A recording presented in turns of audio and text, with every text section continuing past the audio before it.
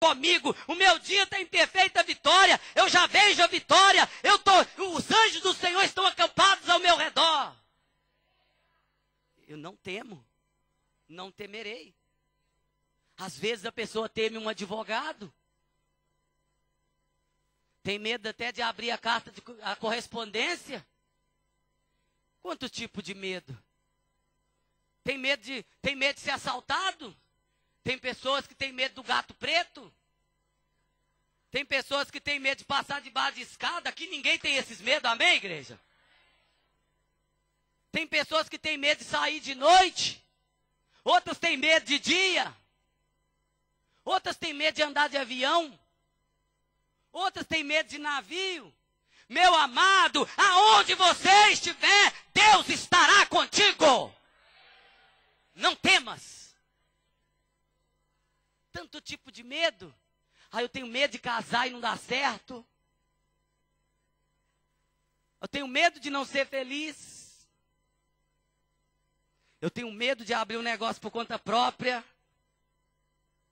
Eu tenho medo de uma promoção. Tem pessoas que têm medo até do patrão dar para ele uma promoção. Porque se o patrão der uma promoção, vem responsabilidade a seguir. Aí ele está tão acomodado, está no comodismo tão tremendo. Aí ele, não, aqui do jeito que tá bom, sabe? Eu já estou satisfeito, já tenho um carrinho, já tenho uma casinha. Não, meu amado, não temas. Tudo que te vier à mão, faça. Glória a Deus. Aleluia. Faça enquanto é jovem, enquanto é cedo, para que quando chegar o amanhã, não se arrepende de não tê-lo feito. Faça tudo que te vier à mão. Às vezes tem medo de um delegado, um gerente do banco. Tema ao Senhor, Shekinah, o Todo-Poderoso, porque nós temos que temê-lo. Somente a Ele. E Ele vai nos dar ousadia, intrepidez, coragem, sabedoria para convivermos com todas as circunstâncias, administrando bem e não temendo. Lembre-se, medo e fé não podem coexistir. A água e o óleo não se misturam. Se eu colocar aqui azeite aqui no meio dessa água agora, e eu agitá-la bem, a princípio pode até parecer que se misturou. Mas daqui a pouquinho, o azeite fica por cima e a água fica por baixo.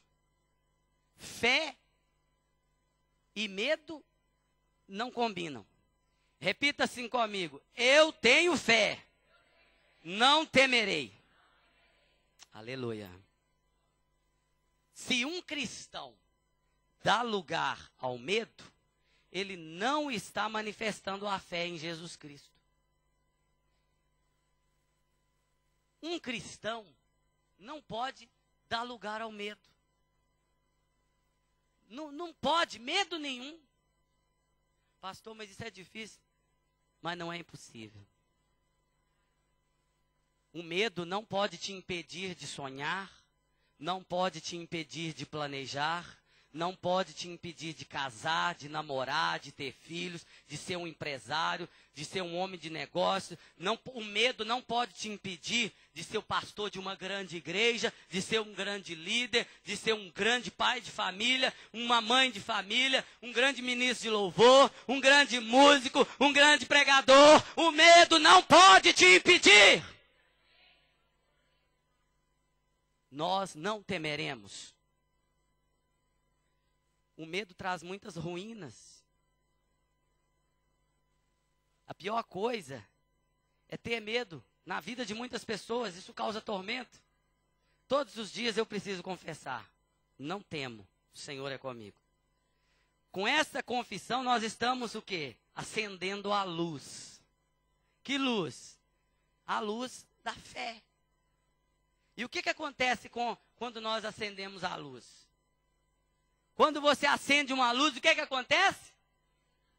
Ilumina, as trevas vão embora. Você é a luz do mundo. Repita assim comigo: eu sou a luz do mundo em Cristo Jesus. Se eu sou luz, eu não posso ter medo. Se eu sou a luz de Cristo, e a luz de Cristo está em mim, como vamos ler lá agora, por exemplo, em João 8,12. De novo lhes falava Jesus, dizendo: eu sou a luz do mundo. Quem me segue não andará nas trevas, pelo contrário, terá a luz da vida. Se nós somos luz, as trevas, quando nós chegamos, elas têm. Quando você é a luz do mundo, quando nós tomamos posse dessa verdade, se vem um problema em nossa direção, ele vem na forma de trevas. Quando ele chega perto de nós, a luz que está em nós irradia e aniquila todo o poder das trevas. Nós somos luz do mundo. Amém? Ora, aonde há a luz da vida, não pode existir trevas. Então, toda pessoa que conhece a Deus tem a luz. Repita assim comigo: eu conheço Deus, Deus está em mim, eu tenho luz. Olha que coisa linda. Você tem luz.